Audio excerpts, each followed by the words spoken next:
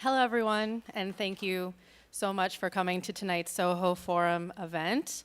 I am Jane Menton, Head of Operations for the Soho Forum, and this is normally where I would be giving a little spiel about how to vote on tonight's resolution and the Wi-Fi instructions, etc. But as I hope most of you in this room already know, we have had to make significant changes to the format of our event tonight. Over the weekend, we received an email from our debater, Brent Orrell, that he would not be able to come tonight because his granddaughter was in the hospital, and she had been sick for a long time, but she was going to pass away in the next likely day or two. And of course, our hearts went out to him, and it was absolutely tragic to hear that, and he would not be able to come. But we also knew that, many people here tonight would be traveling from out of state, had made a huge effort to come, and that Tom Woods also had made plans to be here. And we wanted to give you guys an evening that would be up to the standard of the Soho Forum. So we scrambled a bit to change things around to try and present this event to you. And what we're going to do is, Brent was kind enough to send his materials in advance, and Gene is going to faithfully present them word for word.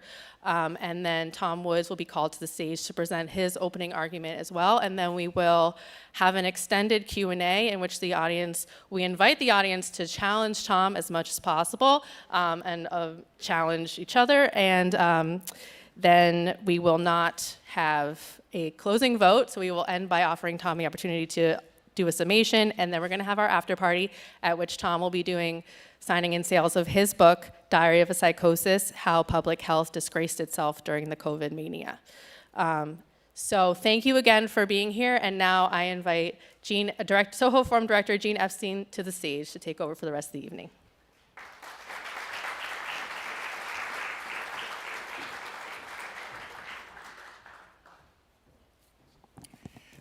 Thank you, Jane, and again, thank you all for coming.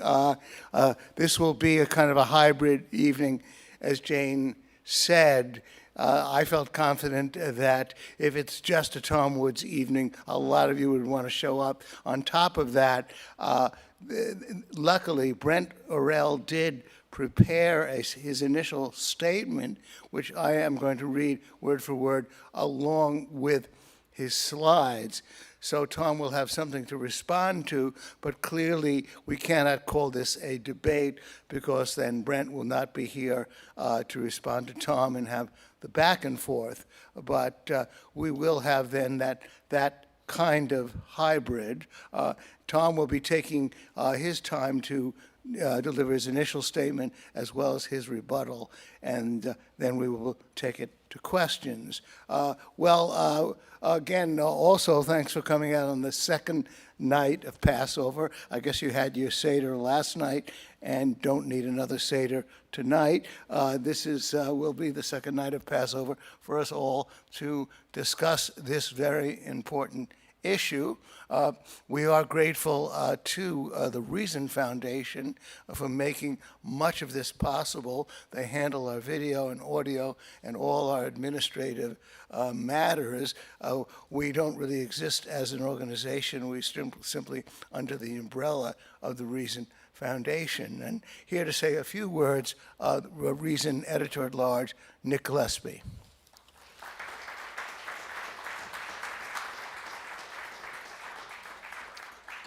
Thank you, Gene, and thank you for everybody for coming out. Reason is super proud and excited and happy to sponsor the Soho Forum along with the Smith Family Foundation. And it's obviously a sad night, but I'm sure Tom will give a very good set of comments, and Gene will also engage in a lively conversation. One of the things that we're so happy to be associated with the Soho Forum for is what Gene and Jane have built here, which is a forum for civic debate, that is both important and relevant, but also very civil and structured and information rich. Gene kept us going during the pandemic, which was fantastic, and you have shown your willingness and adaptiveness in coming up with a program for tonight. So I think we're all in for a wonderful evening where we're going to learn a lot of different things. There are free copies of Reason floating out there. I've seen at least 3 different issues. So, mix and match or, trade with somebody if you don't like the cover of the issue you have and make it a win-win, and we'll all be a little bit more capitalistic by the end of the night. So thank you guys all for coming out, and thank you, Gene.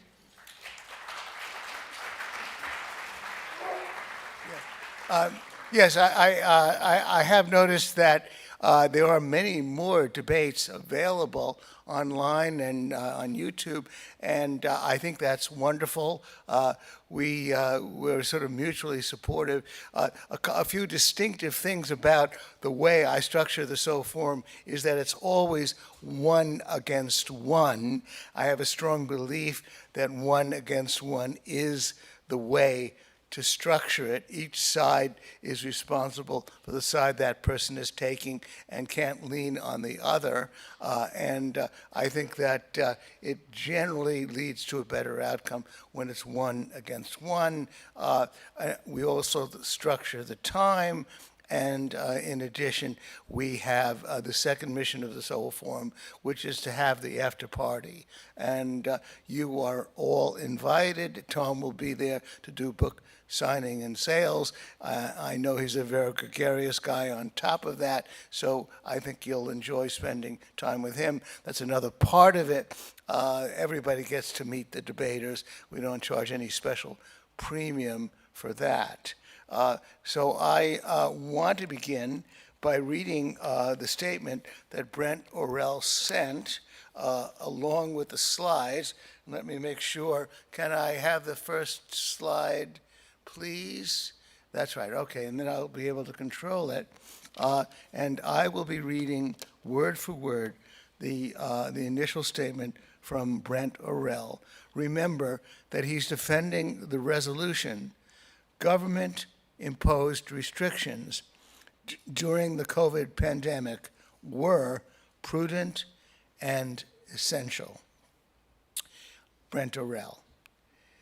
Before we get into the substance of tonight's debate, I'd like you to meet some of my family. The first photo is of my maternal grandmother. Oops. That doesn't look like the first. Yeah, that's right. That's the young woman with the circle, red circle around her, is Brent's maternal grandmother, Edith Baker. She was born 18 months before the Spanish influenza of 1918 hit, the youngest of 11 children. The flu nearly killed her. She lost her hair and her ability to walk and speak. Here she is in the late 1920s, a picture of health, and again on her wedding day. And of course, that's the second photo you see. But the outside doesn't really tell the story. She aged, and there she is sitting down at the center of that photo in that chair. She aged, and a wide variety of unusually severe medical conditions set in. She developed severe diabetes and heart disease. She had mental illness. An early heart attack in her late 40s was part of the vascular disease that began to claim her mind in her 50s. She died at 65 of congestive heart failure. Her sisters and several brothers lived into their 80s and 90s. My own mom, Edith's daughter, seen here, and that's that other photo, seen there with Brent, eating dim sum with me in San Francisco a few years ago, will be 88 in January. Studying the 1918 pandemic helped me understand what happened to Edith. Her ill health was actually quite common among survivors of the 1918 flu. The virus and extremely high fevers affected long-term health outcomes of millions, even children in utero. My grandmother's impairments shaped not just their own lives, but the lives of the people they loved who suffered, unaware of the role the pandemic played in Edith's life and their own. Pandemics, then, are forever. They leave permanent scars on individuals, families, and nations.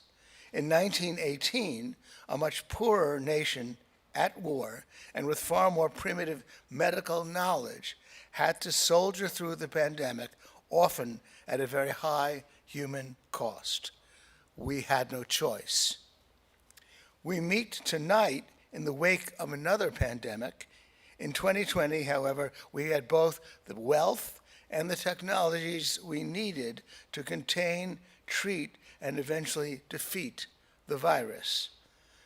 We're going to disagree a lot this evening about America's management of the pandemic, but let's first focus on an area of agreement.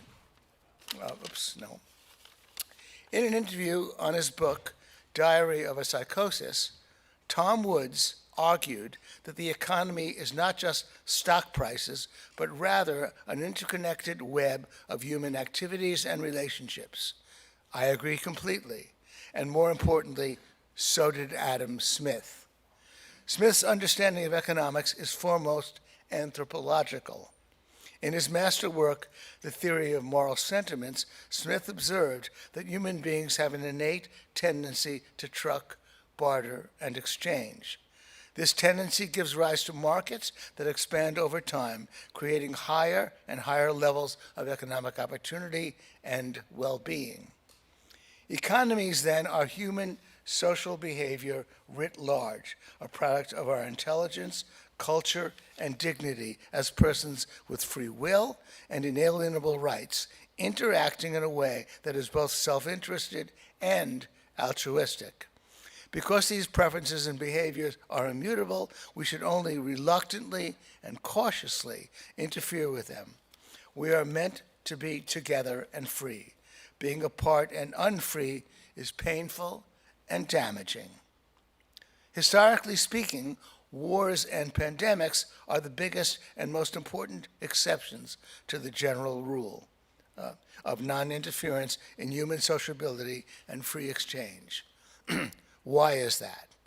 Well, because both wars and pandemics can become existential threats to that sociability and freedom. Abraham Lincoln suspended habeas corpus to save a union that preserved liberty. New York involuntarily quarantined Typhoid Mary to stop the spread of deadly disease. States still have the power to involuntarily quarantine individuals with tuberculosis. In times of war and plague, we extend powers to government that curtail civil rights and freedom. Conscription in the case of war, public health restrictions in the case of disease that would be intolerable under normal circumstances. Having said this, wars and pandemics, no matter how well managed, are unequivocally disastrous as matters of progress and results. Even when disease outbreaks are successfully contained and enemies are defeated, they rack up huge social and economic costs. And no matter how well wars and pandemics are fought, they entail setbacks, defeats, and costly errors. The lament of soldiers and epidemiologists everywhere is situation normal, FUBAR, which where you clean up the language, stands for fouled up beyond recognition. Seen this way, the social distancing practices adopted during COVID-19 were an epidemiological Dunkirk, necessary to preserve the mechanism on which our social and economic well-being depends at a high cost and with significant losses. Prudent and essential, but also painful and damaging. COVID-19 first emerged in late 2019 and early 2020. Based on the limited information China was sharing and sketchy reporting from Wuhan, it seemed clear we faced a novel virus against which our bodies had no natural defenses.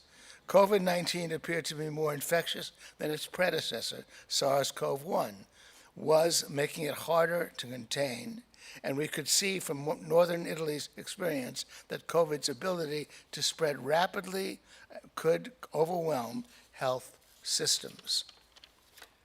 Under these conditions, deadly disease, no vaccine or therapies, prudence dictated we would have to rely first on the time-tested techniques of disease management, hand washing, masking, and social distancing, the so-called non-pharmaceutical interventions, NPI, until research yielded vaccines and drugs to fight the disease. At the outset, people did this voluntarily. Cell phone data showed that the population of New York's wealthiest neighborhoods dropped by 50% in March 2020 as residents left the city for safer locations. Bars and restaurants emptied about 2 weeks before the city and state issued lockdown orders. In fact, Mayor de Blasio and Governor Cuomo, fearing the economic consequences of COVID, tried to tamp down on panic, suggesting that self-isolation was unnecessary. This was very imprudent advice, as the virus was already well into an invisible but exponential growth curve. In March and April, ICU utilization rose to 90% across the city's hospitals. The finest health system in the world teetered as hospitals, doctors, and nurses struggled to care for the sick. Government authorized crematoria to operate 24 hours to deal with the dead. Only regulatory brute force averted disaster. One of the best criticisms of New York's handling of COVID-19 is that its leaders waited too long to impose non-pharmaceutical interventions. This pattern of go early, go hard has also been noted in reviews of data from the 1918 influenza. Cities that used NPIs earlier and kept them in place longer had much better mortality outcomes than those that locked down later and less comprehensively. Now, there is a chart, two charts that you see up there that Brent displays. The one is of St. Louis, the other is of Pittsburgh. And Brent, during the influenza of 1918, and as you can see, Pittsburgh along that axis did far worse in terms of deaths than St. Louis did. And as Brent also shows, Pittsburgh was came later to close down the schools and did not generally shut down other functions in the economy until a bit later and for a shorter period, and he's therefore making the point that that's the reason why Pittsburgh, according to that chart, as you can see, had a worse outcome, a much higher peak in deaths as measured on the vertical axis. In 2020, New York's lesson went unlearned elsewhere. As the spring turned to summer, governors in the South and Southwest lifted stay-at-home orders, dropped mask mandates, and reopened schools and businesses. But the virus was biding its time. The weather got warmer, and people moved indoors where air conditioning systems intensified disease spread. The result was a surge in infections, hospitalizations, and deaths that got worse into the fall and winter. This chart,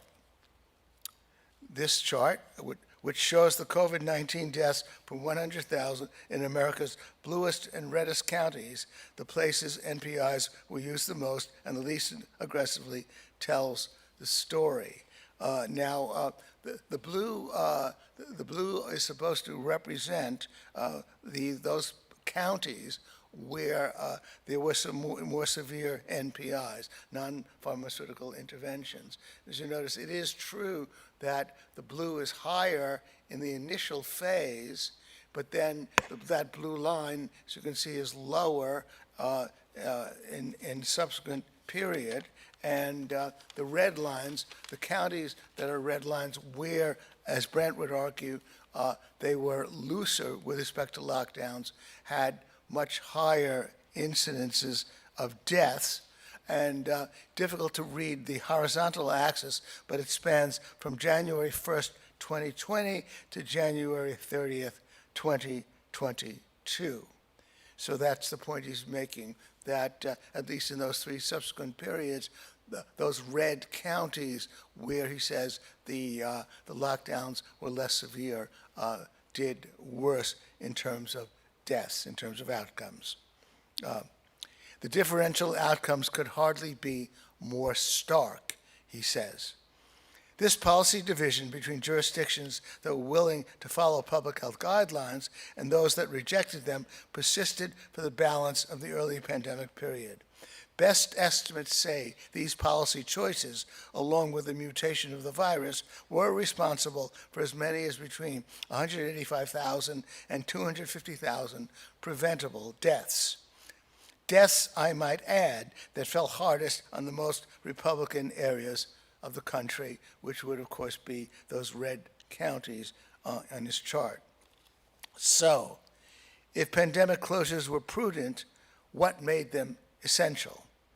The short answer: prior to the availability of vaccines, there were no other tools to slow the spread of the illness.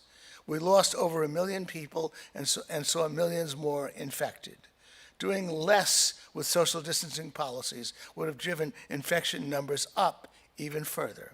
It would have meant even more health systems pushed to the brink of collapse and perhaps beyond. And of course, many more deaths and more extensive long-term health impacts.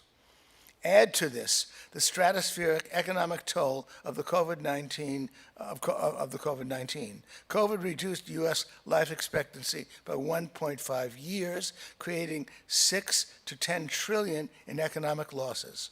Again, these are the losses with social distancing policies operating in perhaps half the country. Had states and cities like New York and elsewhere not taken such steps, these life expectancy losses would have been much higher. Pandemics are forever. How we respond to them determines not just the immediate effects on human populations and economies, but also the future for those who survive and those not yet born. Our impact on the present, the mitigation of suffering and death, and future social and economic well-being depends largely on the degree to which we can maintain social solidarity in the face of disease. To this end, social distancing while we await medical breakthroughs is both prudent and essential. That's Brent's statement. I now want to turn it over to Tom. Tom is going to take his full time, 17.5 minutes, to respond, as well as additional time to refute, rebut what I just read. So Tom, please come to the stage.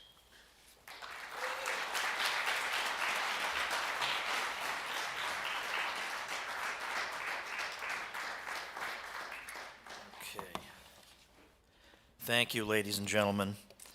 I'm very sorry about the conditions tonight and what's happened with Brent and his granddaughter. I saw her picture on Twitter just the other day, and I think Gene will agree with me that when you're a father yourself or a mother, stories like this hit harder. And I extended to him my deepest condolences over this truly unspeakable tragedy. It makes everything else seem trivial, honestly. On a somewhat happier note, I would like to say something about Gene Epstein, our moderator, that I don't think I would have been able to get away with otherwise, because it would have looked like I was kissing up to the moderator. But first of all, I will say, Gene started off by explaining that one-on-one debates are his preferred way of doing things. That really is the best. We should have one-on-one debates. And I thought about that, and I thought, wasn't that funny? When I first met Gene Epstein, he and I were in a two-on-two debate So I'm wondering if he's drawn this conclusion from his experience being a debater on my team. I just want one-on-one from now on.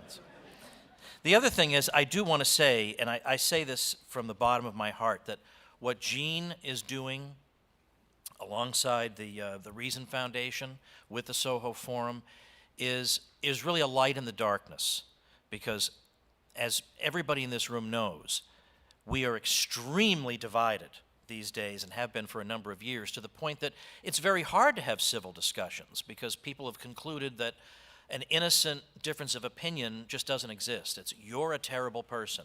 And so conversation becomes impossible. And yet the Soho Forum debates very controversial and important matters, and does so in a way that consistently generates more light than heat. And that, as I say, is a rarity in today's world. So I, for one, want to thank Gene Epstein for what he's been doing.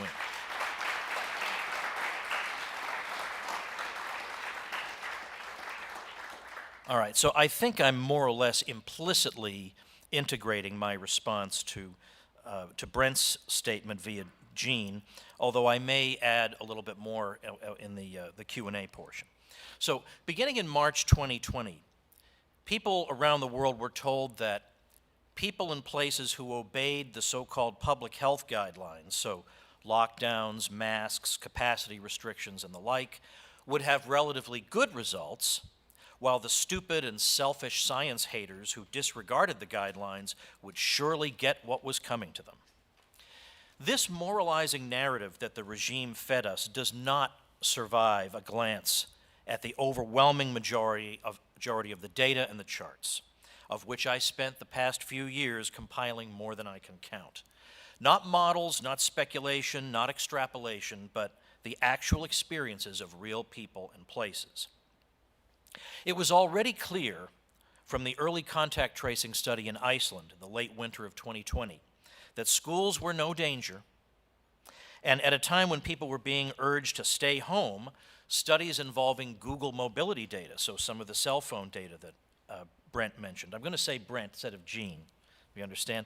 That actually the overall conclusion from that data is that there was no correlation at all between health outcomes and people moving around as opposed to staying home.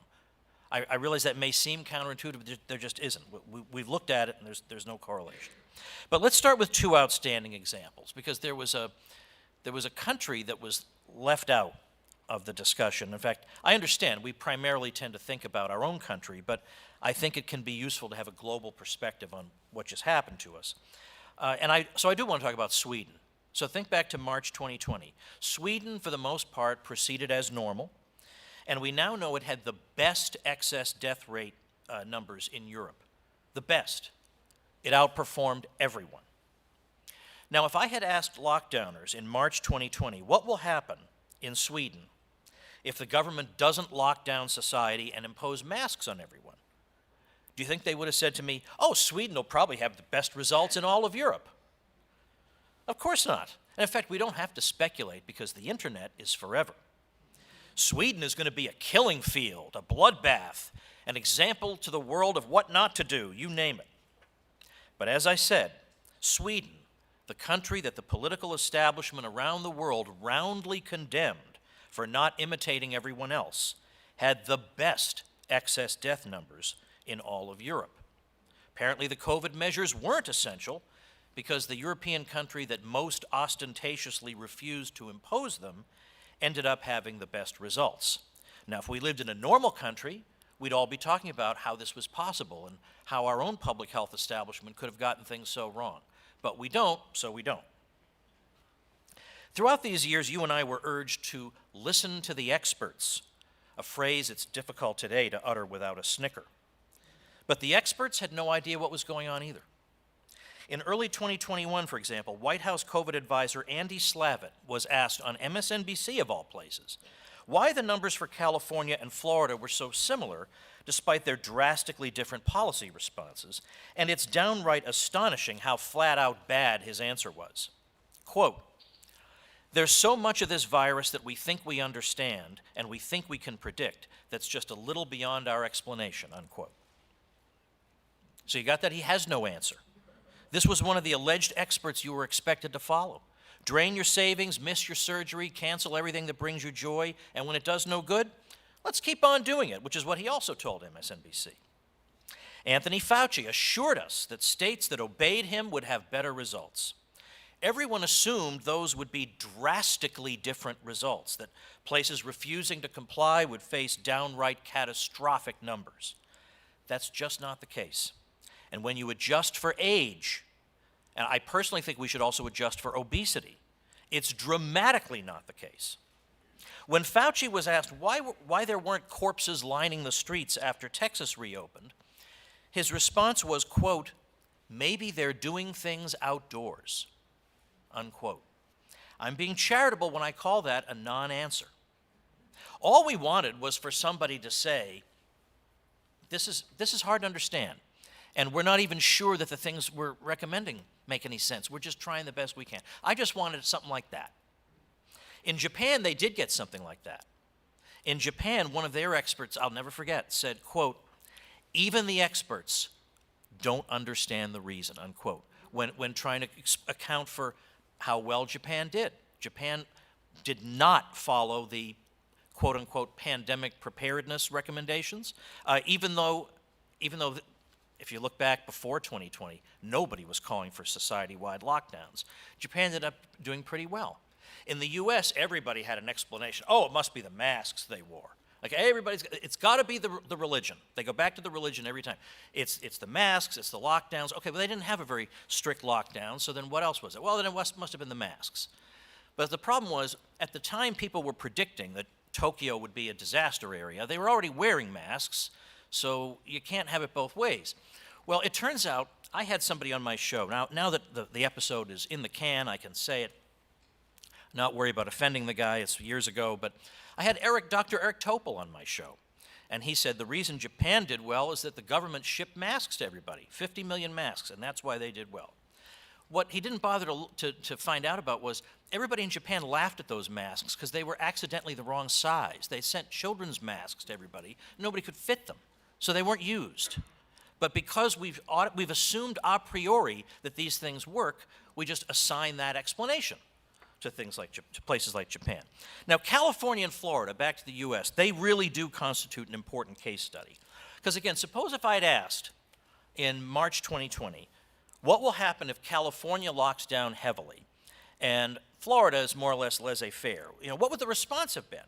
Well, Florida's going to be a bloodbath. I mean, and not only would they have said that, it's what they did say. You will recall the governor of Florida becoming known, ludicrously enough, as Ron Death Santis. But in terms of age-adjusted COVID mortality, which is the number that counts, with number one being the highest death rate, according to the CDC's own data, Florida was all the way down at 36 when all was said and done. Not one person screaming at Florida or condemning its governor would have predicted that outcome, not a single one. So they were wrong. It's okay to be wrong, just admit it. Now, in terms of that COVID list, California, it's true, was at number 39. But that's a trivial difference from Florida in light of the preposterous interventions under Gavin Newsom. But here's what really matters. Florida did better in terms of excess mortality, which is the figure we really want to look at because it avoids the complications surrounding coding a COVID death. It includes the deaths by lockdowns. And in general, it's just more thorough. Now, had the propaganda been true and these measures really been essential, this outcome would have been impossible. Once again, unless we're just going to be impervious to evidence, it's impossible to call these measures essential. In fact, I can spend all night showing you charts of neighboring states, identical demographics, with sharply different policies, and you'd have no way of telling which was which. And if these inhuman restrictions are to be justified, the differences between stringent and lenient places had better jump off the page, but they just don't. So yet again, suppose I'd asked in March 2020, if I compare stringent states and counties with more lackluster states and counties, will the results be immediately evident without having to insert 150 nitpicking caveats? Everyone would, of course, said yes. And once again, they would have been dead wrong. Most of America never saw any of the charts and would no doubt be shocked and confused if they did see them, because the charts refuse to convey the moralizing narrative. So let's start by plotting the 25 most stringent states against the 25 least stringent. So most versus least stringent U.S. states. Those are the two lines. But I haven't told you which is which. Can you tell? Shouldn't we be able to? At the very least, shouldn't we be able to? Now, I think this wins the debate, but I'm a sport. I got more stuff. I have more time. So if you're going to tell me that these measures were essential, you better be able to tell me which line is which. But since you're dying to know, this one is the more stringent. But wait a minute, what's the difference? If you, I beg your pardon? Which one is the the one that I just made thicker. The orange line just became thicker. Okay, these are my technical skills that I have. Now, I have a lot of these. You know, if you go to diaryofcovid.com, that's where my book is, and it's full of these. Full of these. All right, here is a 2020 chart of the Midwestern states. Let's see if we can find Thanksgiving on this chart, because that should be easy, because remember, Thanksgiving gathering is going to kill everybody, and they're going to spread illness like wildfire, although remember, you have to wait 2 weeks, and then you'll see the effects. So the peak there, that ought to be that ought to be, let's see. So if Thanksgiving, we meet, let's say, somewhere around here, then 2 weeks later, we'll hit that peak. So Thanksgiving should have been down there, because it takes 2 weeks for people to see the symptoms. So Thanksgiving should be just to the left of that peak. So let's see where it is. You're wrong. Thanksgiving actually occurred while the numbers were going down. Can you find Christmas on this chart? Remember, Dr. Fauci wasn't sure in 2022 if we should have Christmas? Can you see Christmas on this chart? No, I sure can't. So if the big spike, okay, so we've done our holidays. That's enough holidays for now. How about mask mandate states? Okay, here are states with mask mandates. Here are states with no mask mandate. You know, I was a sport this time. I labeled them. Although I have to give credit, of course, to the great Ian Miller, who put together so many of the charts that helped us through all this. But as you can see, I mean, the point is there should be a big difference, right? Isn't it kind of uncanny how closely they track each other? It's almost like every feeble intervention we try is like nothing.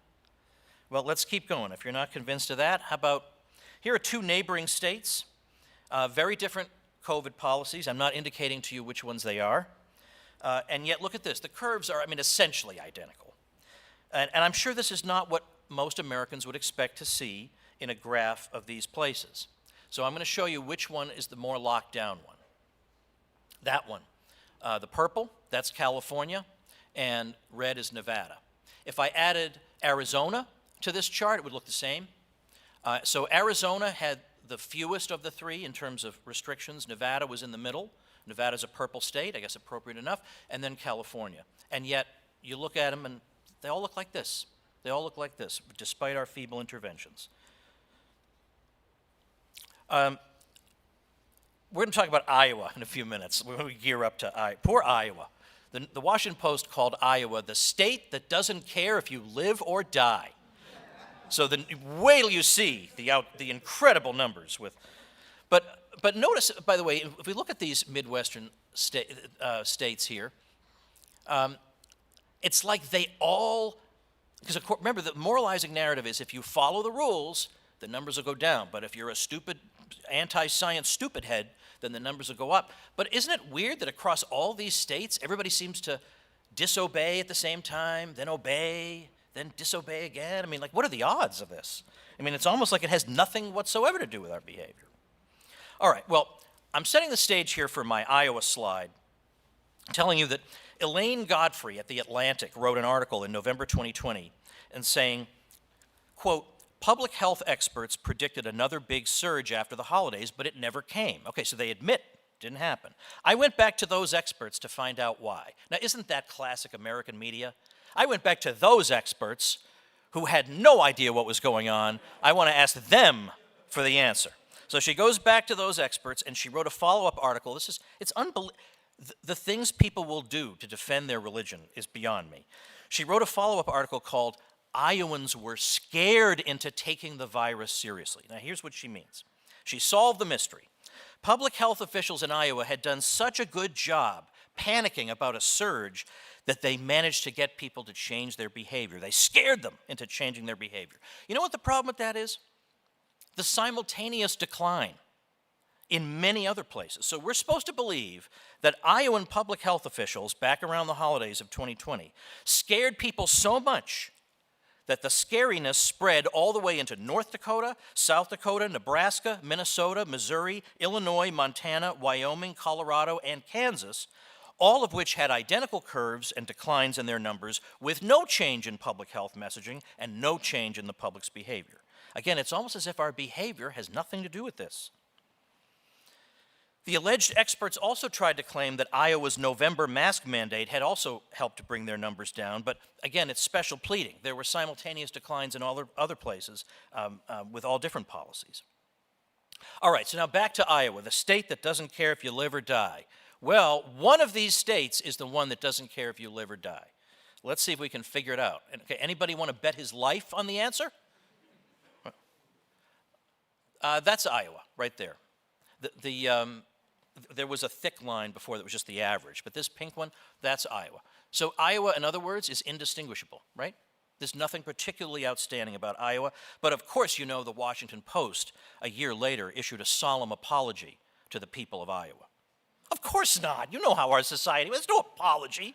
These people don't apologize. But, oh my gosh, we have more work to do here. All right. This is the story of the entire period. The numbers go up and down in complete defiance of our feeble interventions. Yet the experts desperately try to pretend that the interventions are having an impact. Not to mention, in country after country and state after state, we got masks flattened the curve in the first half of 2020. Then the fall comes, mask compliance is unchanged, and the numbers are worse than before, and then we get silence. You know, we don't get, maybe we were a little cartoonish when we said masks flatten the curve. Maybe it was a bunch of things that did it. I'm sorry we imposed this neat little morality play on you. And all that. Again, you think these people apologize? Forget about it. So let's look. Here are Germany and Sweden. Very similar curves. I mean, it's almost eerie how similar. And again, I mean, imagine what are the odds that people would refuse to comply, and then all of a sudden they would comply again in two different countries at the same time, and then refuse to comply a little bit, and then comply again. I mean, again, bizarre. Well, you can see the American media attributing Germany's success to the non-pharmaceutical interventions, in particular masks. But there's no mention in the American media that Sweden is getting exactly those numbers, but basically not masking. If you went to Sweden, 1% to 2% of people in Stockholm were wearing masks, and most of them were, well, in fact, even into like 2022, most of them were American tourists. Though, I mean, I'm not joking. I went there. It was American tourists wearing the masks. The Swedes were, you know, well, I'll still serve you. I just don't know why you're doing that. But yeah, because it didn't do anything. It just didn't do anything. And it's interesting, the reference to 1918. After 1918, everybody concluded that masks don't work. They obviously hadn't done anything. And so masks are not a time-tested thing. There are hundreds and hundreds of studies looking at this. I mean, the mask literature is not a difficult thing to navigate because the evidence is absolutely overwhelming. I mean, the most recent study on it was the meta-study, the work in the Cochrane Review with the lead researcher, Dr. Tom Jefferson. Yes, I know he has a pretty nice name, but Dr. Tom Jefferson said, look, nothing about the science changed. In 2020, we all knew this didn't do anything. Like we have CDC studies looking at influenza. We all know this doesn't do anything. And nothing changed between 2020 and 2023 apart from, you know, Trump wasn't wearing a mask that much and people wanted to stick it to him or something, but that's not really science. So in any case, there's much more we can say about masks. We'll get back to that in the future. Here's Poland.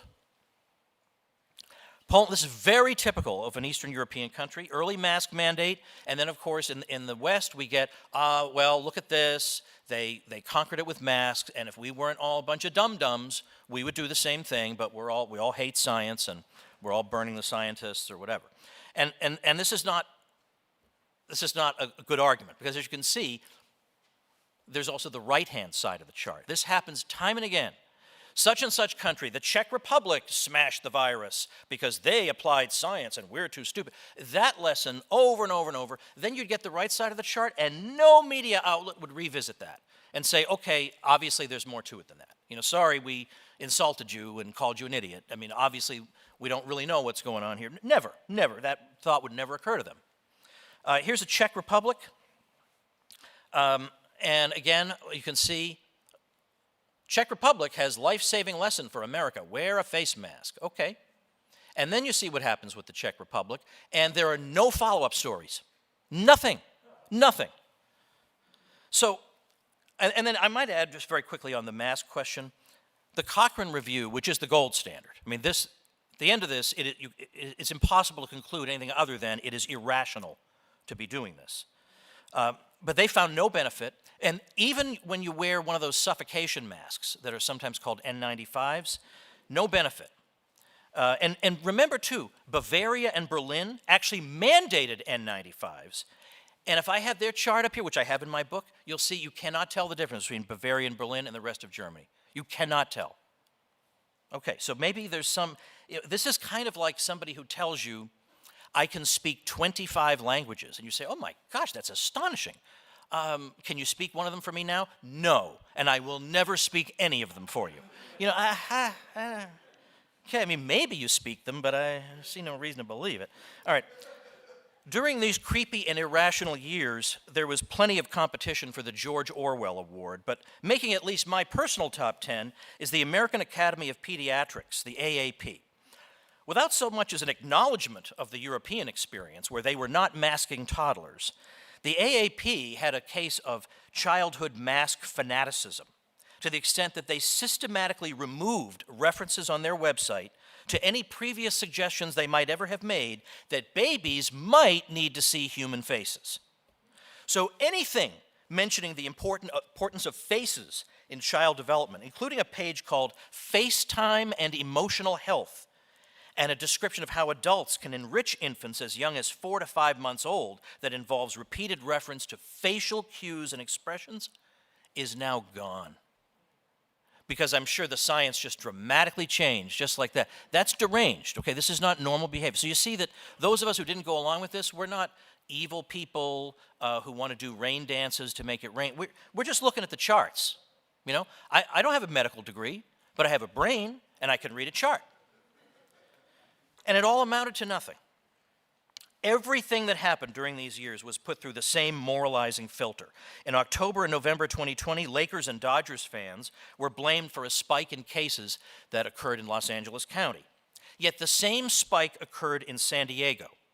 And in case you don't know anything about California sports, I can assure you, people in San Diego were not out cheering for the Dodgers. The collateral effects on society of these radical interventions can probably never be fully calculated, and some of them, like the way these policies ruined friendships and pitted family members against each other, cannot be quantified in the first place. In some countries, Uganda, many others, 2 years went by with no education of any kind of children. In Myanmar, we heard stories of people resorting to eating snakes and rats because they had no incomes. Toby Green, a leftist, wrote a great book called The COVID Consensus, in which he described the lockdown policies as horrific crimes against the poorest peoples and countries, and I recommend that to you. In a comprehensive and authoritative review of lockdown harms, Kevin Bardosh concludes, quote, the promotion of lengthy social distancing restrictions by governments and scientific experts during the COVID crisis had severe consequences for hundreds of millions of people. Many original predictions are broadly supported by the cumulative research data presented above. A rise in non-COVID excess mortality, mental health deterioration, child abuse and domestic violence, widening global inequality, large increases in debt, food insecurity, lost educational opportunities, unhealthy lifestyle behaviors, increased loneliness and social polarization, democratic backsliding, and human rights violations, unquote. According to a study by the National Bureau of Economic Research, the lockdown unemployment shock, a reference to the tens of millions suddenly thrown out of work, is projected to result in 840,000 to 1.22 million excess deaths over the next 15 to 20 years. As a direct result of the lockdowns, the New York Times reported in an article called "The Biggest Monster is Spreading and It's Not the Coronavirus" that there will be 1.4 million excess tuberculosis deaths, 500,000 excess HIV deaths, and 385,000 malaria deaths as a result of the lockdowns. During the COVID years, we heard plenty of state propaganda about social distancing and masks and why your kids couldn't go to the playground. What we absolutely did not hear were stories about people who suffered under these restrictions, and there are more of them than we can possibly count. Readers of my email newsletter wrote to me every day about families pitted against themselves, about devastated careers, about missed surgeries, about loved ones forced to die alone, about isolation and grief and frustration and sadness and incredulity that any of this could be happening in the first place. We never got to hear those stories. They weren't allowed. If you complained about the lockdowns, that was because you were a selfish person who wanted to get a haircut and then kill your grandmother. People were shamed into keeping silent about what was happening to them. Prudent and essential, more like reckless and insane. Now, it's extremely unusual for the architects of a policy to admit that mistakes were made, that things went wrong, that a collective blindness existed among them. That's just human nature. And that's why it's all the more startling to hear policymakers themselves express regret for what was done in 2020 and beyond. For example, Michael Osterholm, a Biden administration COVID advisor who's a University of Minnesota epidemiology professor, as late as November 2020 was recommending a hard national lockdown, just said in October 2023, quote, "There is actually no role for lockdowns," unquote. Francis Collins was director of the Institutes of Health until 2023. He now says, quote, "As a guy living inside the Beltway, feeling a sense of crisis, trying to decide what to do in some situation room in the White House, we weren't really considering the consequences in communities that were not New York City or some other big city. If you're a public health person and you're trying to make a decision, you have this very narrow view of what the right decision is, and that is something that will save a life. It doesn't matter what else happens. So you attach infinite value to stopping the disease and saving a life. You attach a zero value to whether this actually totally disrupts people's lives, ruins the economy, and has many kids kept out of school in a way they never quite recovered from. This is a public health mindset, and I think a lot of us involved in trying to make those recommendations had that mindset, and that was really unfortunate. It's another mistake we made," unquote. So in retrospect, Francis Collins himself describes COVID policy as obsessively focused on one aspect of health to the exclusion of all others. And I know, in conclusion, what the lockdowners would like to say about all this. Yes, yes, all these deaths and all this deprivation and the broken families and social wreckage and ruined health may have been tragic, but in the end it was all worth it because the policies accomplished so much. But as I've shown you, they just didn't. None of the alleged benefits of the so-called mitigation measures are perceptible in the data, which by definition means they were not essential. And if this madness can be called prudent, then words have lost their meanings and we as people have lost our minds. What was done to the United States and to the world during these years was an atrocity rooted more in hysteria and voodoo than in science and rationality.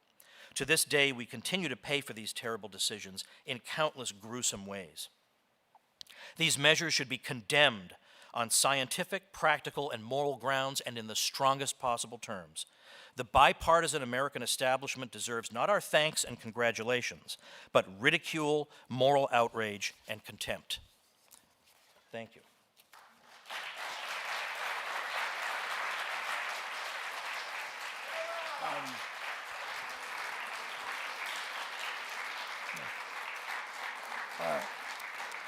Well, we now go for the Q&A portion of the evening. Please line up at the mic and ask your questions. Tom, did you want to show one more slide for the Q&A? You know what I do? Yes, okay. Although I think I made my point. But I think I do want to show it. Well, belabor your point. All right, Go ahead. I'm going to belabor my point. Because this is what I would have done in the question and answer period had our distinguished debater been with us. And I was doing this not, believe me, not out of any, like I even agonized over this, my wife can tell you, that I'm not doing this to make him look like not a good debater. The point of this is that no one can meet this challenge. Not just him, literally nobody. This is a graph of COVID patients in Ohio. But we've left out the x-axis indicating time. So this is some portion of time during 2020. And what I'd like to know is if these measures were essential, then we ought to be able to perceive them on the graph. Like they ought to have had dramatic results. So I would like to know if we can at least identify 3, and by the way, I have the answer key for this, and I'll send it out in my email newsletter tomorrow. So if you want the answer key, you can sign up for my newsletter, okay? The vertical axis is measuring what, Tom? The vertical axis? So vertical axis is let's see. It's measuring what? It's measuring number of patients, but I don't know what the, like what the scale is. Hospitalizations? Yeah, Okay. yeah. But it's just a relative number. But yeah. So I'll do that tomorrow. I actually forgot to bring the answer key. But so the question is, where would be? Let's see if we can pick out 3. The George Floyd protests. When was the mask mandate implemented? When did the curfew go into effect? When was Thanksgiving? When was Christmas? When was New Year's Day? When was the curfew lifted? And when was the mask mandate lifted? Just on the basis of that, I would say not one of us would have the slightest inkling of where even to begin. And yet it seems like we should, right? Shouldn't we? Like, shouldn't something show up? So anyway, that would have been my question. Can you point out to me at least 3 of those things on this chart? And if you can't, then I don't think we can call the measures essential because we can't perceive them.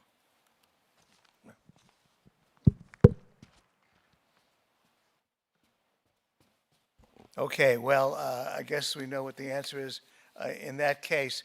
I want to begin with just moderator's prerogative and ask Tom this one question. Interesting that, to me, that you quoted a number of acknowledgments from people like Francis Collins that I was unaware of about mistakes that were made. A lot of what I have heard has a different nuance to it. I want to get your reaction to it. For example, former Governor Andrew Cuomo was on the Bill Maher show, and the constant refrain was, at every moment we were doing the best we could.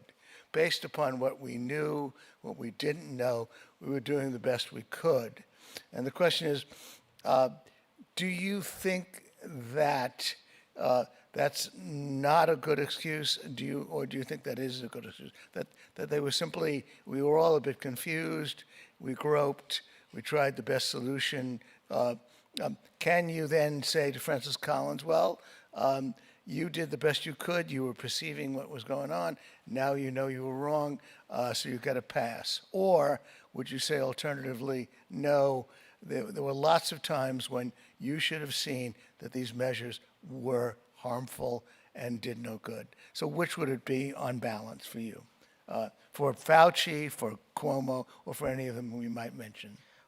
Well, to me, this reminds me a bit of after the fact, after the Iraq War. Everybody's saying, okay, well, now that turned out to be a disaster, we'll say, well, we were just going on the intelligence we had. And I'm thinking, well, how come, what was I, a young assistant professor in New York at that time? I knew that this was all BS. Like, how did I know? Like, if this is their job 24 hours a day. Like, was it 2023 or late 2022, the CDC and the White House were both saying, and it must have been 2022, early, because they were trying to get the kids vaccinated. And they were both saying COVID is a top 5 killer of children. Now that, they had to walk that back. Not because they looked at the data and realized they were wrong, but because a lay woman, Kelly Cronert, just looked at it and did a whole thing and explained this is not even close to true. And so they could say, oh, everybody makes mistakes, but my point would be, with regard to that, anybody who was following this at all knew that had to be false. Like, anybody who was following this at all and knew about the 1,000-fold difference in mortality between old and young, anybody had to know that was wrong. In fact, Jerome Adams, the former Surgeon General, even jumped into a Twitter thread of mine and said, well, everybody makes mistakes. And I said, you shouldn't be making that mistake. You should make a mistake about, what your golf handicap is or something. But you should not make a mistake about who the people who are at real risk from COVID are. Like, I would think you would know that. So when we get back to this, First, I think early on there was enough suggestive data. There was the example of Sweden over time, so at least over time you have that. But you also have, like people like Jay Bhattacharya will say, that given the seroprevalence numbers, the virus is out there to the point where there's nothing you can do. It's out there, you have to cope with it. But there's nothing you can do, and as we can see, it didn't do anything. 87% of people got it anyway. Okay. First question. Yes. Hello, Dr. Woods. My question is, do you feel there are any silver linings coming out of the pandemic? The only one I think I noticed was a rejuvenated drive for the school choice movement. Have you personally seen any silver linings to come out of the pandemic? I have, and I think that's one. But mine is going to scandalize some people in the room. I don't know how many, but some people will be scandalized. And understand, I myself could not have imagined myself uttering these words 5 years ago. I would have dismissed myself as a crank. Okay? Now it's your turn to dismiss me as a crank. My feeling is that I think there is some justified skepticism of the medical establishment that we did not have before. And to the point now where not last week, I talked to Harvey Risch, who is celebrating Passover and so is not here tonight, but he's emeritus both at the Yale School of Medicine and the Yale School of Public Health. And I asked him, if I had asked you, what do you think are the primary problems with the American medical establishment? If I'd asked you that in 2019, how would your answer be different from if I asked it to you right now? And he said, in 2019, I was completely naive. He says, but now he actually really has close-up seen how the relationship between the pharmaceutical industry and the government and the official medical establishment, and it has just thrown him for a loop. And if it's thrown him for a loop, it should throw us for a loop. No, I'm not saying, therefore, everything your doctor tells you is a lie, or that, when you don't feel well, you shouldn't rest or drink fluids, nothing like that. But I do mean that I think sometimes there is a misplaced confidence within the medical establishment. And I think it is nice that people are, I know we're not supposed to do our own research. That's like the worst crime anybody can commit. But when it's a matter of your own health and what you're putting in your own body, at least people want to know, well, let me talk to a second person. Let me talk to a third person. And there's no way that's a bad thing. I think people now want to have a little bit more knowledge than they had before, and I think that's probably good. Yeah. Did you want to make? Yeah. Let me report. Tom did do this interview on his very good show with this guy Harvey Frisch, and what will strike you, just to report, is that he's a very low-key, very conservative-sounding person. 20 minutes into the interview, he's asked about Anthony Fauci, and he says the following: he's a sociopath. And I was knocked for a loop. He then goes into a story about Anthony Fauci and AIDS. It was one of the most unforgettable moments on the Tom Woods show, and I do recommend the interview. Next question. Yes, thank you. So I lived in China, in Shanghai during the... A little better into the microphone, go ahead, yeah. Yes, is this better? Yes, yes. So I lived in Shanghai during the Shanghai lockdown. So for me, when Americans and Europeans talk about lockdown and restrictions, I have no idea what you're talking about, because as far as I know, you went to the street, you could go shopping, no one actually physically locked you up. So for me, of course, I really appreciated the second half, like the last part of your statement about, the consequences of, like, the social consequences, the psychological consequences, all of that we have to take that into account, and is that worth the cost, right? So that I really appreciate. However, the part before where you show all these graphs, I mean, these are lines. You don't show us what's the data, where was the data collected, how was it collected, who collected it. So, like as the speaker before you shows another graph showing that red states have a lot more, and then the blue states don't, and then you come with another one where we see something different. So I would have to really see where you got that. Okay. But what I mostly want to challenge you on, I'm half Swedish, half Dutch. So I very, very closely follow, of course, I was also in Sweden and in the Netherlands also during COVID. And there are a lot of things that you have to take into account. It's not only about mandates. It's also, do people follow mandates? So for example, in the Netherlands, we had the strict restrictions. We had mandates, people just didn't follow them. In Sweden had indeed less death than in the Netherlands. However, Sweden had a lot more death than in their surrounding Scandinavian countries. The Swedish government has publicly over and over stated that, admitted that, apologized for that. They're literally, it's on the news. The state epidemiologist says that he is not apologizing for not locking down. But he admits that the other Scandinavian countries have more deaths. That's just a fact. You can look up. The number that interests me is excess deaths, and Sweden did better. Excess deaths was, in other words, they it's did just a not matter of better trend? than the other Scandinavian countries. You have to look that up again, because that's not even on debate in Sweden. That's not even on debate in Scandinavia. So but my point is this, compared to other Scandinavian countries, they did worse. Compared to other European countries, they did better. But there are also other factors. For example, as someone who lives both in Sweden and in the Netherlands, in Sweden, social distancing is culture in itself. Right? We always joke about it. So when I went to Sweden, people would still not wearing masks, you're right. But when they talk like this. In Italy, where I also come a lot, people constantly touch each other. People are constantly, I'm not saying that is the reason. I'm just saying there are so many other factors that you're not taking into account. So again, also with those graphs, there are so many other factors that could have impacted what we see in those numbers. So showing just like a one line, I don't think that's very convincing. And also, my final point, I really appreciated your opening saying that you didn't like the moralizing language, and I agree with that, because I'm actually not even, you might be surprised, but I came to this night because I'm on neither side. I think there's a lot of arguments to make for both sides. So I really loved when you opened with, it shouldn't be moralizing. I agree. And then your whole lecture was making fun of the person who, saying that they're like, you even called it religion, propaganda. So you are just, still using that language. So that's a pity if you say yourself, we shouldn't be moralizing, right? We should be just having a conversation, which I really agree on. So, yeah. All right, well, thank you for your questions and comment. So in terms of the graphs, I did have below each one of them, what the source is.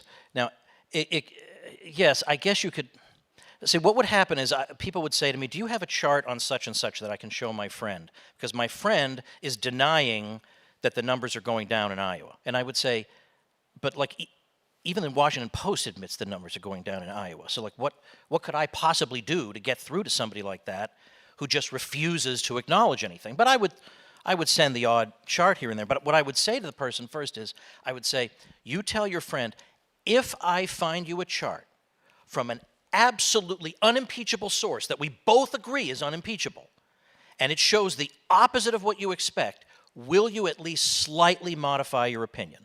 And if the answer is no, I'm not sending you anything. I want to know, is it possible that basically, I can generate hundreds and hundreds of these charts, not one of which should be possible. And yes, it's possible there are many factors across demographics, which is why I tried to do charts of neighboring states. I have charts of neighboring counties. These people are identical. These people are identical, and you cannot, looking at the charts, figure out, well, which one limited restaurants to 25% capacity and which didn't. You cannot figure that out. Now, if there are all these offsetting factors between two different places that just perfectly offset to the point where it generates my graph, it seems highly unlikely. Because as I say, as a matter of fact, I generated a whole quiz, and this one you might like. This one is at covidchartsquiz.com. And please, please don't reproach yourself if you fail this quiz. Everybody fails it. covidchartswithansquiz.com. And it just runs through case after case after case of things that shouldn't be possible. That when this all started, Nobody thought, well, if I plot a place that stays totally open against a place that's totally closed, I'll have to have 150 demographically nitpicking distinctions to make to account for the... We would say, look, one chart is going to be through the roof and the other one is going to be better. We would not have said in March 2020, well, I'll need to know where that chart came from and how they gathered the data. No one would have said that. They would have said the effects of that policy will absolutely swamp any other consideration, and they just don't. And by the way, that was, at the very beginning of all this, I didn't really know what the right answer was. I myself. And I didn't know what the right answer was on masks either, which is why, and this is a matter of record, because I publish an email newsletter on a regular basis. And those of you who receive it know just how regular that is, quite a bit of them. But you'll note that for the first, I don't know how many months, I didn't say anything about masks, because I didn't know anything about them. I knew none of the research. I didn't know any of the track record that masks had had. And there was a part of me that even thought, well, I don't know, maybe masks are the way out of this. I don't know. It was only when I started looking at every chart in the universe, and not to mention when I looked at, like, the CDC's work on masks over the past few years has been absolutely appalling. It got to the point where the Atlantic magazine wrote an article, and I can't try to track it down, basically saying, look, we want to support what you're saying, but these studies are terrible. Like, you got to give us something better than this. So one of them was a study of like 10 states, that were masked, and you can see like the numbers are just like super low and low and low and low. And then the study ends, and they say, well, you see it with your own eyes. But then if you yourself continue the graph of the ensuing months, they go right back up. They go right back up. And so they stop the study right there, right before the numbers go back up again, by what I'm sure is entirely a coincidence.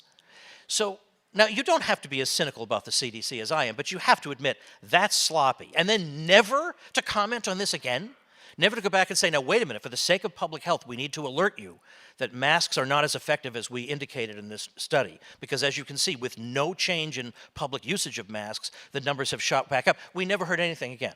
That should outrage you. It doesn't matter what side you're on, but that's careless to the point of reckless toward public health. The gentleman with the bird on his shoulder, please. Does the bird want to ask the question, or do you two? So I wish I was able to ask the question to the other guy who showed those interesting charts about how many there are excess deaths in red states compared to blue states, and I acknowledge that red states were more lacking of strict lockdowns. I acknowledge that, but then if you look at these excess deaths, and you realize that like, if you read the instruction manual for the PCR test issued by the CDC, and I have a copy of it over there, on page 38 it states that the positive test result does not necessarily mean you have COVID-19 nor if any symptoms are because of that disease. Plus, if you look at the CT threshold, which is it's part of the machine itself for the PCR test, where they can change it. If they set the CT threshold to below 25, they always get a positive reading. If it's above 35, they always get a negative reading. So this is a way that they could have possibly manipulated the data to say, oh, you better do this, you better have more masks. Could they have also done the same thing with treating COVID patients in such a way that remdesivir was developed for the Ebola virus, but it was taken off the market because it killed more people than Ebola virus? All right, but that was the thing that you had to use. You had to use either ventilators or remdesivir, but you couldn't use ivermectin. All right, were they killing more people possibly? So what's your question? Your question is what? Well, I'm asking. I would like to ask the question of the guy with those ill-worded graphs. Like, does he take into consideration the possibility that people died from ventilators and remdesivir? I mean, ventilators were meant to be able to help people breathe who don't have the muscular capacity. Their muscles don't breathe. But if you start forcing oxygen for them to breathe in somebody with pneumonia, you push the pneumonia deeper into the cells and you kill them with ventilators. And that's coming out. So I'd like to ask the person who's not sitting there if he took that into consideration when he made those graphs. You're going to have to ask Brent that question. Okay. Now I have a question for Tom. Okay. All right, so now... I do. This is a real question. Okay. Yeah. So I have a 4-year degree in environmental engineering. Well, of course, that's the reason why we're not doing Oxford-style debating. And I take college-level Tom is- courses in but- masks. But Tom, I'm OSHA Tom, certified for hazardous waste operations. And now, have you ever considered, instead of like prior to you doing the graphs to find out whether the cases are associated with mask wearing, have you ever researched like the size of the particles that can be trapped with a surgical mask, which is a bacteria mask? I think your question is pretty clear for Tom to try to answer. So, Tom, could you give it your best shot? I know that that's what a lot of people have been writing about. And as a matter of fact, some of you in this room are old enough to know Jethro Tull, the band. And yeah, right? Okay, they're great. And Ian Anderson, who's very, very concerned about his health because he has, it's some lung thing. He's got to really, really watch himself. Yeah, I walked right into that. But early on, you can find this on a search engine.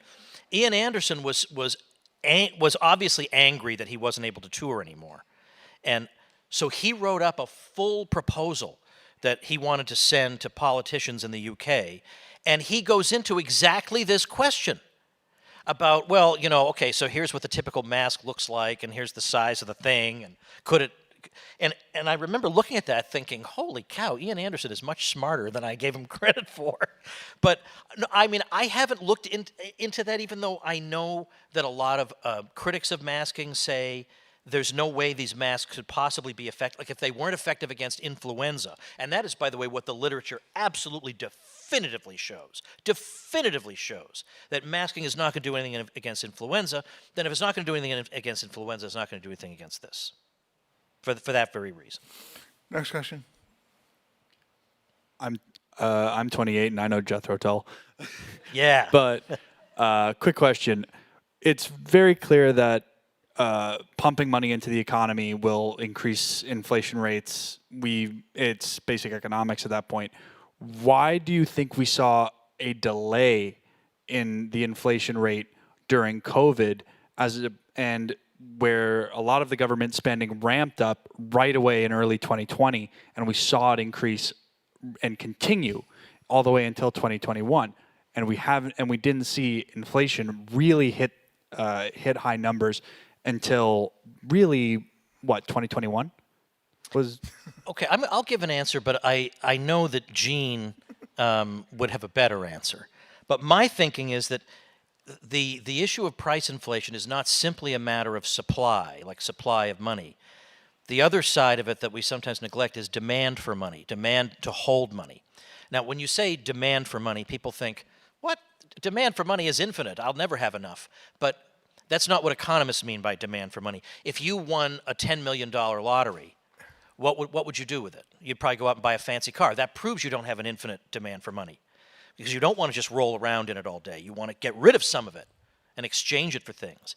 And during a time like COVID, when there were unprecedented measures being taken across society, and nobody knew when it was going to end or where it was going or what the next shoe to drop was going to be, my gut instinct tells me that people were therefore hesitant to go on a big spending binge. They would much rather hold that money until they get a better, clearer sense of what's going on and what the future holds. And while they hold that money, they're putting downward pressure on prices. That's my theory, Gene. Coincidentally, Tom interviewed me this past Friday for his show, and the interview is going to be aired this coming Friday, and I talk about that very issue. Milton Friedman, the monarch of monetarism, actually did say over and over again, there are lags, and he didn't quite understand why the lags occur, an explosion in the money supply, and it takes a bit of time for the prices to jump. I think Tom gave a pretty good conjectural explanation as to why that happened. But the absolute surge in the money supply and then the subsequent surge in prices, the connection is clear. As for the lag, again, I think Tom gave a reasonably good explanation. Yeah. Well, that, by the way, that from Gene Epstein, a reasonably good explanation. That is high praise. Yeah. Hello, Mr. Woods. Thanks for having my question. I was in South Korea at the time when the epidemic went off. And although it's similar to Tokyo, they imposed many similar restrictions, such as masks and social distancing in a public good like the underground subway. Here, my mother came home from South Korea where she was with me, and we were having our first initial huge spike of COVID issues in South Korea first, before it came down to New York maybe about 3 weeks later. My question to you is, are you against any kind of public measures? Because the difference with South Korea is there was a spike and then they implemented the measures relatively effectively, whether that was through culture with masks and social distancing, underground in that, and I'm speaking specifically in the city that had spiked, Daegu, whereas in New York City, they were slow to implement these operational measures. And therefore, when you look at Daegu versus New York City, the death rate was significantly higher. All right, so that's an excellent question. And I'm going to have the humility to say nobody quite fully still understands what happened, especially in that part of Asia. Because a slide that I came this close to using, but it is in my Diary of a Psychosis book, shows late 2020 death numbers in Japan and South Korea plotted against each other. And what I wanted to show was, yet again, it's like everybody complied and then stopped complying, and then everybody complied and stopped complying at exactly the same moments in both places with no obvious coordination going on and with completely different policies. So when we look at a place like, look at a place like Japan, a place like South Korea, they both have pretty good results. Like, leave New York out for a minute. Japan has good results, especially because Japan has a notoriously older demographic and a rapidly aging demographic. So in a sense, they shouldn't have done as well as they did. And that should be a mystery. Like, we should be, through this whole thing, there was way too much confidence in that I have the answer and I know. I was agnostic through the whole thing, saying I don't have the answer. I just know this stuff doesn't seem to be working, but I don't exactly understand what's going on here. And so it has puzzled people to the point where Jay Bhattacharya of Stanford says that we should use he uses the term policy invariance to talk about huge swaths of Asia, because it seems like if you intervened heavily, you got a pretty good result, and if you intervened in a more mild way, you also got a pretty good result. So what could be going on there? Could those people for some reason have some degree of pre-existing immunity? I mean, I don't know that that's the answer, but that surely is a question that ought to be raised by those numbers. So I feel like it's almost like a special case over there. Otherwise, how do we explain the radically different policies in these different places, and yet they all do well? You know, so I think there may be a difference between the West and there, but I personally don't know what it is. Well, first, let me say then, I wasn't anticipating that, given the fact that we had only one person, not two debaters, that we would go this late. I have to say to the other questioners, could you just ask your question, and then that might inspire Tom's summation. And in addition, Tom will be coming to the party afterwards, and you can speak about it with him then. But for other other questioners, could you ask your question? The next person, ask your question, please, and then just leave it at that. What's your question? So my question is the following. Let's assume that you are wrong and they are right. So mandates worked, lockdowns worked, this mandatory masking worked, everything worked. It's a hypothetical question. So in that case, would you say that all these mandatory things were justified? Oh, that's a good question.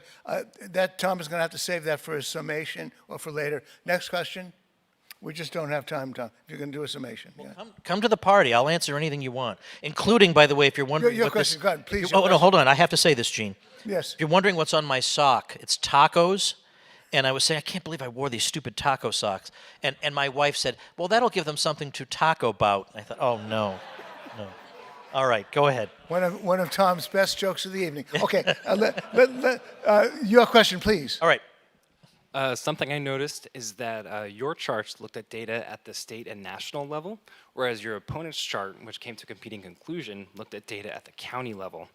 I was wondering if it's possible that, say, in Democratic states that had more stringent policies, but also had, say, population centers where maybe the transmission of disease was enabled by population density, if maybe that caused a smoothing of results across states with different policies that did not occur at the county level. Okay. County level and I'll state make- level, and then final question.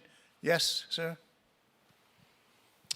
Yeah, I remember reading, it had to be the first week or two of March, a very high-ranking New Jersey health official said, if we didn't mention the name COVID-19, we would have looked on 2020 as being a bad flu season, and then she had to walk that back. But do you think that if nobody ever met, no death count on CNN, none of that ever happens, do we just look back on 2020 as that, wow, that was a bad flu season? All right, that's going to be okay. Okay. Thank you very much. All right. Tom, you've got 5 minutes. Do you Oh, want to do gosh. it from the podium? Yeah, 5 I'm minutes gonna of go to the summary from podium. Tom. All right. And you might want to address those questions. Okay. Well, it does look like there are excess deaths in the U.S., like unusual excess deaths. So I'm not quite sure I'm ready to go down the nobody would have noticed anything. But I'm sympathetic, but I can't give a very nuanced answer because of the merciless clock here. And then the other question was about the population density thing. The interesting thing there is that if you do a scatter plot of that, the dots are all over the place. You would think the more dense, the more transmission, and yet oddly, even that doesn't come out right. Like, so this is all very strange, and I just want people to admit that it's all very strange, and it's hard to explain. And by the way, on that chart, I don't like red versus blue states. I like stringent versus lenient, because although usually that follows red versus blue, not always. And we have to adjust it for age, because some of these states are much, much older than others. And a lot of the red states have a much bigger obesity problem, and that also means you're more vulnerable. But anyway, let me try and zip through this, and then we will go have our free food over at Gene's place, courtesy of the Reason Foundation. All right. I want to wrap up by sharing some comments, not from me, but from a man who used to love this city and had to leave, and that's Broadway actor Clifton Duncan. His life was ruined by what was done to him in relation to in relation to COVID and all the mandates and everything else. This is what he wrote not a week ago. Never forget the trauma that they deliberately and fanatically inflicted on you, your family, and your children. Never forget that their mass hysteria destroyed trust in our institutions, destroyed your children's mental health and education, destroyed the economy, destroyed your career, destroyed lives. They rejected ages of established scientific and medical knowledge, defaming and censoring anyone they could, only to now claim they didn't know all the things they refused to know. They bragged about severing decades-long relationships. They danced on graves. Their sadism had no bottom, and they had no problem with completely erasing people from society. Having spent 4 years shrieking about fascism, the hashtag resistance threw their full support behind private and public collusion, which dictated everything from the information we received to, quote, the science that was generated to what you inject into your body. And none of it mattered. They will scream that over 1 million died, with no consideration that such a high toll, if it's to be believed, for a virus with such a low IFR, indicates a massive failure to properly address the issue. The cure was worse than the disease, and they don't care. They are giving themselves grants and awards while you pick up the pieces of your life. They move on to the next current thing, the next election cycle. They still live in a delusion that they did everything right, a fantasy realm where they're still recovering from the pandemic and not their suicidal overreaction to it. But some of us will always know the truth. Thank you very much.